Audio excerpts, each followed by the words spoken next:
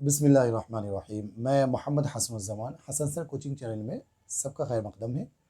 आज के इस वीडियो में हम इंशाअल्लाह बितफ़सील हालत इहराम में जो जिनायत हमसे हो जाती है, जो गलती हमसे सरज़द हो जाती है, उन गलती का जो कफ़ारात हैं उनके सिलसिले में गुफ्तगू करेंगे।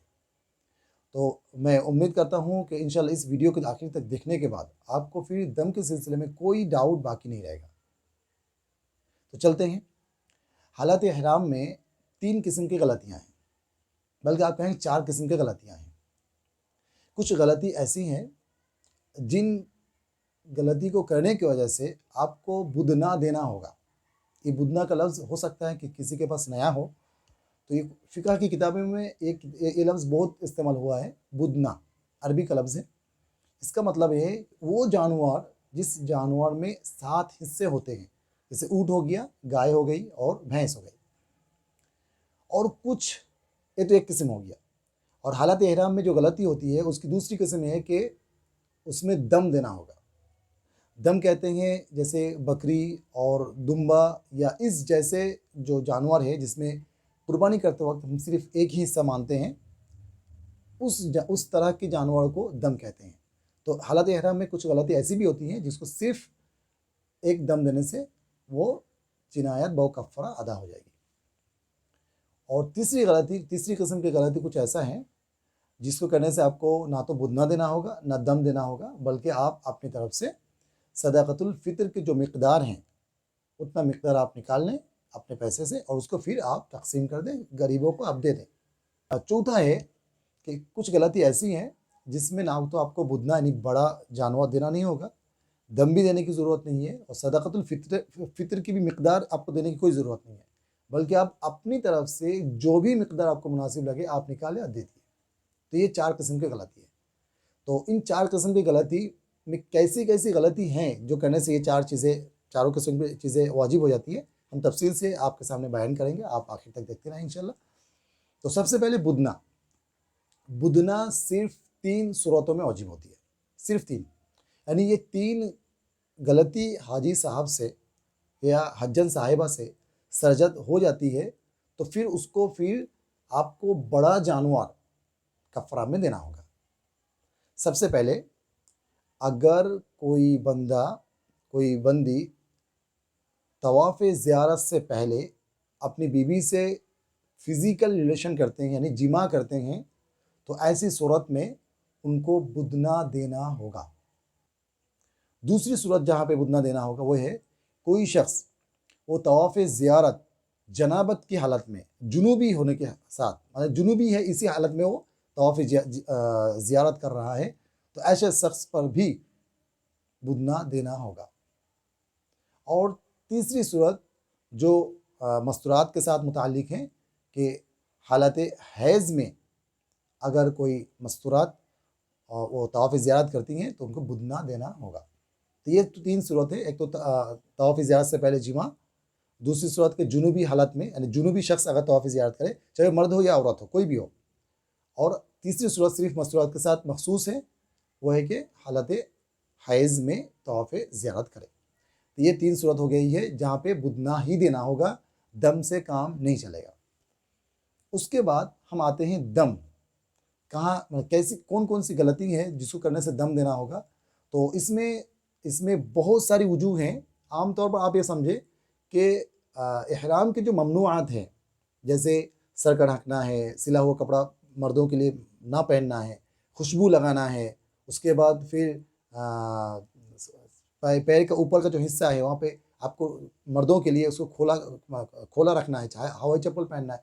ये जो सारी बातें हैं ना, इन सारी बातों का छूट जाना, ये इससे दम वाजिब होता है। अलबत्ता तफसील है, ऐसा नहीं है कि थोड़ा बहुत खुशबू लग गया तो क्या इससे दम वाजिब होगा, तो इसमें तफसील है। बहरहाल दम का वजूब होने का जो सबब है वो यही सबब है कि ममनूआत जो इहराम है, उन ममनूआत इहराम का हो जाना। शिकार नहीं कर सकते, आपने शिकार कर लिए। आप खुशबू नहीं लगा सकते, खुशबू लगा लिए। आप चेहरा ढाँप नहीं सकते, चेहरा ढाँप लिए। सर ढाँप नहीं सकते, सर ढाँप लिया आपने। तो ऐसी सूरत में आप दाढ़ी मूंछ नहीं बना सकते, आप दाढ़ी मूंछ बना लिए। नाखून नहीं कर सकते, नाखून काट लिए। तो ये सारी चीज़ होती है आम तौर पर। उसके लिए मैं तफसील के साथ एक एक के साथ आऊँगा इंशाल्लाह। आप साथ रहें, इंशाल्लाह सारी बात वजाहत के साथ आ जाएगी। हालत एहराम में कोई तरह से अपनी बीवी से बोस व किनार करते हैं और जिसकी बिना पर दोनों का या किसी का इंजाल होता है, तो जिसका इंजाल होगा उसके ऊपर एक दम वाजिब हो जाता है, फिर उस पर सदका से काम नहीं चलेगा, दम ही वाजिब होगा। दूसरी बात, एक सूरत ये है कि सर का बाल काटना, किसी ने सर का पूरा सर का मुंडा लिया या चौथे सर का बाल उतार दिए, तो ऐसी सूरत में दम का वाजिब हो जाएगा। तीसरी सूरत है आपका दाढ़ी मुंडवाना या फिर ज़ेरे नाफ का बाल कतरना या उसको साफ़ करना या बगल का बाल कतरना या साफ़ करना, तो ये सारी बातों से दम वाजिब हो जाता है। इसी तरीके से नाखून काटना हो गया, तो सिला हुआ कपड़ा पहनना, सिला हुआ कपड़ा पहनने से दम वाजिब हो जाता है। सिर्फ मर्दों के लिए है, क्योंकि औरतें तो अपनी सिला हुआ कपड़ा पहन के ही रहती हैं और उसी में इहराम करती हैं, तो उनके लिए कोई फ़र्क नहीं है। मर्दों के लिए सिला हुआ कपड़ा पहनना ये ममनू है। अलबत्ता यहाँ पर एक बहुत ज़रूरी बात आपको बताऊँ, वो ये है कि सिला हुआ कपड़ा का मतलब ये है कि जो बदन की हैयत पर हो। अगर कोई शख्स वो इहराम खुल जाने के डर से, उसका फ़र्ज़ तर्क हो जाने के डर से वो इहराम में गिट लगा लेता है या फिर सिल लेता है लुंगी की तरह और उसको फिर बांधता है, इसमें कोई मज़ायक़ा नहीं है। आपको ये मसला सुनकर, ये बात सुनकर आपको हैरत हो सकती है, आपको परेशानी हो सकती है, लेकिन आप जब किताबों का मुराजात करेंगे, आप किताबों की तरफ रुजू करेंगे, तो आपको बिल्कुल साफ़ समझ में आ जाएगा कि जो बात मैं आपसे कह रहा हूँ, जो मसला आपके सामने पेश कर रहा हूँ, बिल्कुल सही है। आपको अगर कुछ तशवीश हो तो यकीनन आप उलामा और मुफ्ती साहब से पूछ लिया करें। ये मसला मैं अनवरुल मनासिक मुफ्ती शब्बीर अहमद कासिमी साहब के हवाले से कह रहा हूँ। औरतों के लिए मेहंदी लगाना ममनू है। इसी तरीके से आप हालत एहराम में शिकार करना, तो शिकार करने से दम वाजिब हो जाता है। अलबत्ता मच्छर मक्खी खटमल जो है, इसका अलग मसला है, वो अलग से आप देख लीजिएगा, वहाँ पे दम वाजिब नहीं होता है। तीसरा किस्म जहाँ पे सदाकतुल फित्र वाजिब होता है, जहाँ पे दम देने की कोई ज़रूरत नहीं, इसे बुदना देने की कोई ज़रूरत नहीं, सिर्फ सदाकतुल फित्र देने से काम चल जाएगा। ये सूरत कई जगह पे पेश आती है, मैं आपको एक एक करके बता रहा हूँ, आप आखिर तक देखते रहें इंशाल्लाह। कोई शख्स वो सर का जो मार रहा है वो 3 से ज़ायद मार रहा है, 3 चाहे कितना भी हो, तो इसमें सदाकतुल फित्र ही वाजिब होता है, इसमें दम वाजिब नहीं होता। इसी तरीके से अगर कोई जैसे मान लीजिए अपने दाढ़ी की जो बाल वो नोच रहा है या उठ गया है, तो 2, 4, 5, 6 के अंदर सदक़ातुल फ़ित्री वाजिब है, यानी चौथाई सर का ज़्यादा होगा, यानी किसी उज़्व का चौथाई से ज़्यादा होगा तो फिर उसमें दम होगा, चौथाई से कम है तो फिर सदक़ातुल फ़ित्र है।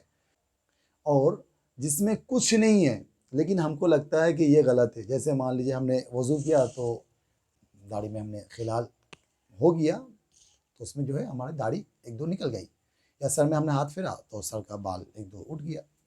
इसमें अपनी जी से जो चाहे तो ये आप दे सकते हैं, तो इसमें कोई मज़ाक़ा नहीं है।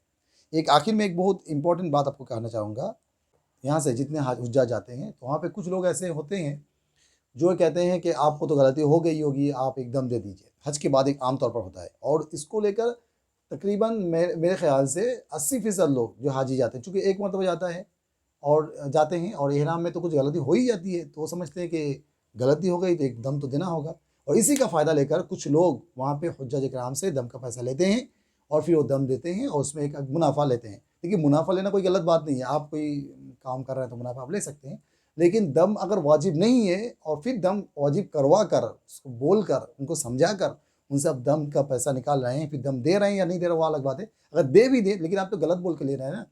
तो देखिए, अगर आप पर कोई जिनायत हो गई है, आपसे सरजद हो गई है, आपसे गलती सरजद हो गई है, तो आपकी ज़िम्मा है कि आप उलमा से पूछें कि मुझसे ये गलती हुई है। अगर उलमा बताते हैं कि इस गलती की बुनियाद पर आपको दम देना होगा तो आप दे दीजिए, आपको देना ही होगा, उनके कहने की बुनियाद पर नहीं, आपको तो देना ही होगा ना।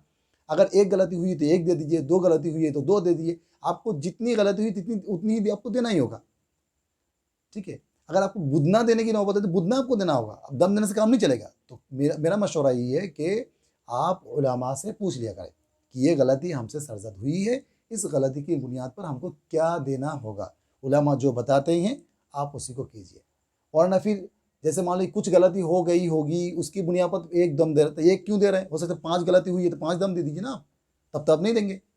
इसीलिए आप उनके चक्कर में ना पड़ें, جو آپ سے دم کا پیسہ مانگنے آ رہے ہیں، بلکہ آپ خود اپنی غلطی جو ہوئی ہے اس کو یاد کریں، اس کو آپ تفصیل علماء کو بتائیں، جاننے والے کو بتائیں کہ مجھ سے یہ غلطی ہوئی ہے، جو وہ مشورہ دیں قرآن و حدیث کے مطابق اور روشنی میں اسی پر آپ عمل کریں۔